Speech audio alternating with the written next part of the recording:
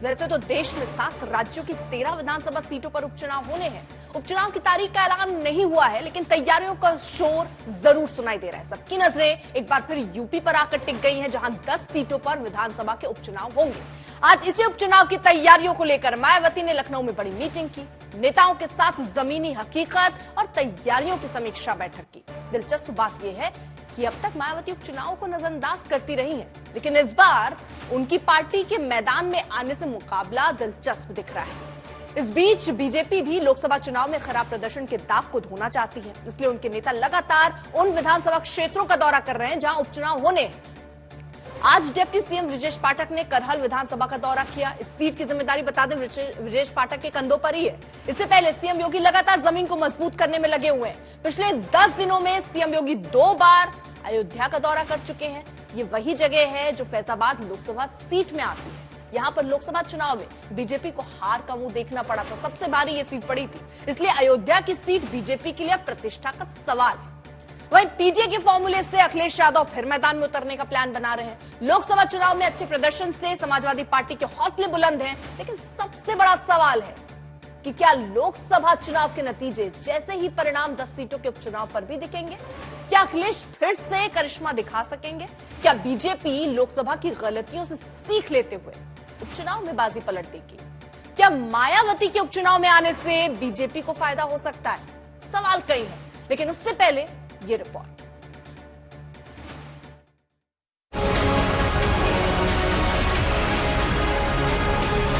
जहां से दिल्ली की सत्ता का गलियारा खुलता है, वहीं इस बार दंगल है।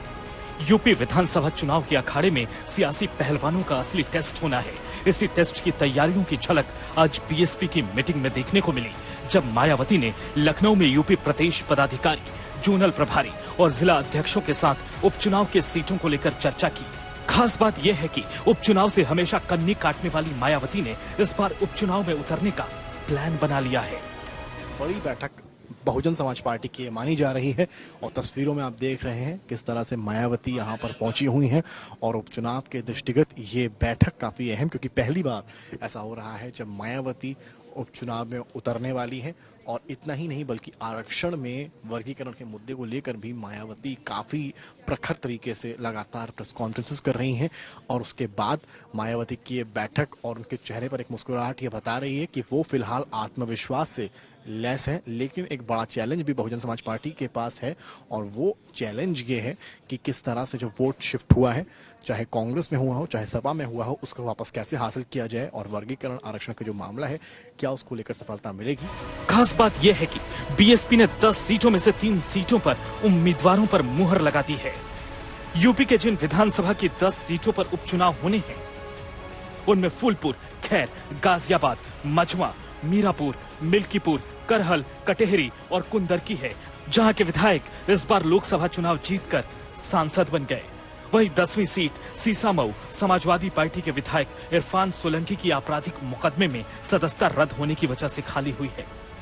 बीएसपी ने चुनावी तैयारियों का एक्सलेटर भले ही बढ़ा दिया है, लेकिन बीजेपी भी ताल ठोक रही है। बसपा पहले भी उपचुनाव लड़ी है, ऐसा नहीं बीच के कालखंड में उन्होंने नहीं लड़ा था। पहले भी उनका उपचुनाव लड़ती थी, तो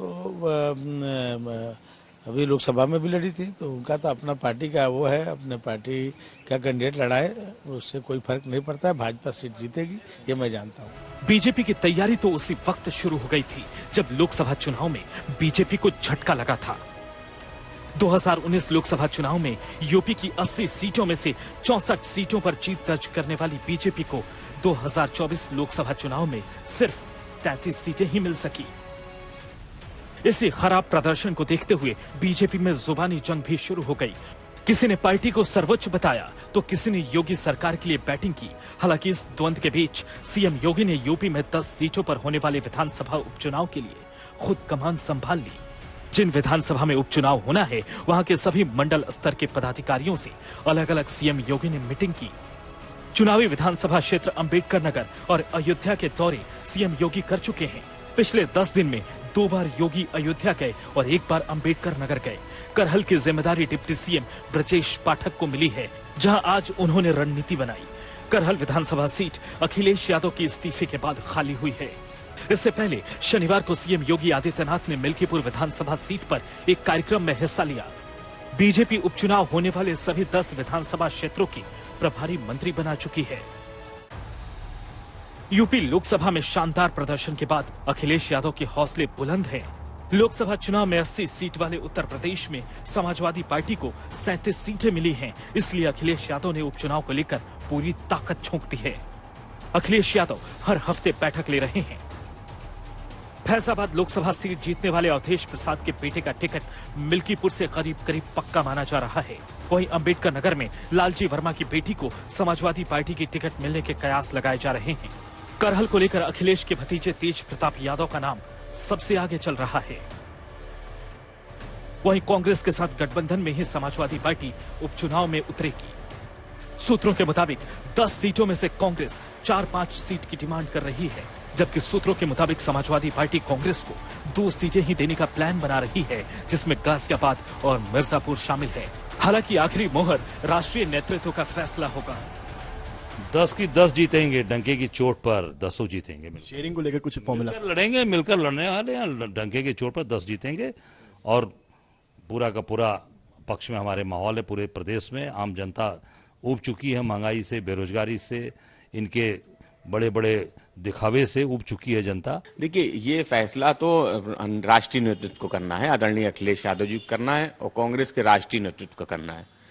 लेकिन जो कांग्रेस की उत्तर प्रदेश में स्थिति है, जहां वो जीत सकते हैं, जहां हमारे समर्थन से, हमारे संगठन के दम पे जीत सकते हैं, उन जगहों पे उनको जरूर सीट दी जाएगी। ये आदरणीय अखिलेश यादव जी पहले भी कह चुके हैं।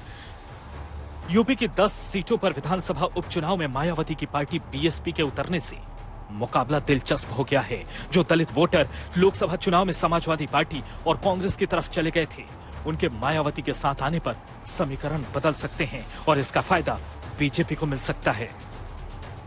अब मायावती उपचुनाव में पार्टी को उतार रही हैं।